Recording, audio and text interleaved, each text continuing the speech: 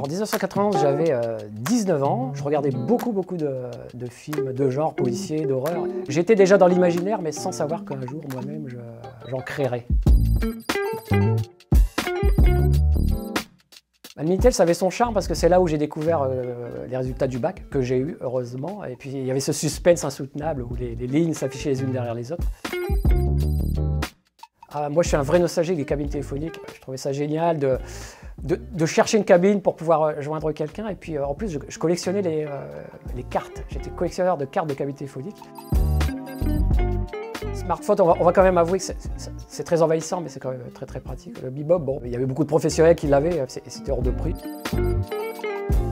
Les emails, il y a toujours cette notion de gratuité. Le fax, il y avait la rareté, c'est-à-dire qu'il fallait peser un peu ce qu'on allait raconter. Moi, j'adorais le bottin parce que je me souviens, on le recevait toutes les années.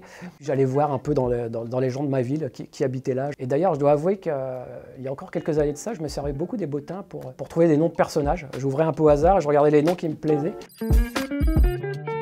Walkman, c'était génial parce que de pouvoir se déplacer avec sa cassette, c'était quand même le bonheur absolu d'avoir de la musique avec soi. Par contre, c'était très compliqué. À chaque fois qu'il fallait mettre le morceau qu'on voulait sur une cassette qui durait 60 minutes, on n'arrivait jamais à le retrouver parce qu'il fallait aller en arrière. Ouais, il y avait ce charme-là. C'était pas mal quand même les voitures d'avant. Et puis, on voit bien qu'elles étaient pas mal parce qu'aujourd'hui, on les ressort en fait quelque part pour tous les nostalgiques un peu comme moi. J'aimais bien les francs, j'avais aussi une collection de pièces, j'adorais les pièces de 5 francs qui étaient énormes. On en mettait 2-3 dans sa poche et ça pesait 2 kilos. Moi, l'Atlas, j'en ai encore un dans ma voiture, je trouve ça bien de savoir où on est physiquement, c'est-à-dire que quand on ouvre un Atlas, on regarde un peu les environs, on se dit ah bah ouais, je suis là, on se déplace un peu, alors qu'aujourd'hui, finalement, quand on doit aller à une destination, on la rentre dans le GPS et puis on se laisse guider. Moi, je suis dernière séance parce que c'était Eddie Mitchell dans les fauteuils de cinéma. Et puis, c'était vraiment le rendez-vous du mardi soir.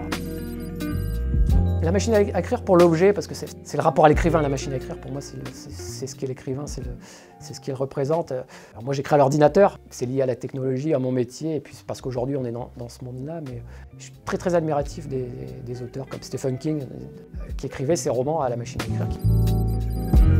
Oui, alors ça c'est le grand débat aussi. Moi, j'ai toujours aimé prendre des photos et j'ai eu des argentiques. J'adorais ça. Encore une fois, il y avait la notion de rareté, c'est-à-dire que dans l'argentique, on avait une pellicule, il ne fallait pas se planter, quoi. Si on prenait des photos en plein jour, il fallait tel type de pellicule, le soir, tel autre. Aujourd'hui, tout le monde est photographe et puis on gaspille un peu, on prend tout et n'importe quoi. J'aime bien nos années d'aujourd'hui parce que on est plus ouvert, on peut plus voyager, c'est le monde dans lequel je vis. Et j'ai connu 91 et c'est vrai que ça me manque aussi, mais ce sont des beaux souvenirs, je garde les meilleurs. Et donc on dit toujours c'était mieux avant, mais il faut vraiment aimer toutes les époques dans lesquelles on évolue finalement.